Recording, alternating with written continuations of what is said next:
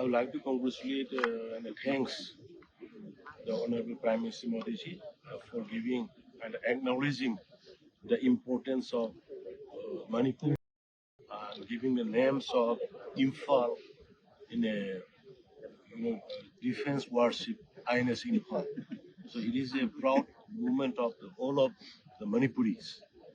And I also want to appreciate the Honorable uh, Union Defense Minister Rajnath ji and all the defense Navy officials for taking initiative of this kind of initiative and recognition.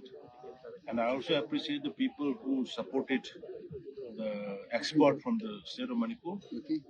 And particularly, I would like to thank and respect to our forefathers who created a historic momentum and historic events so that the present India government, under the able leadership of Honorable Prime Minister, has recognizing us.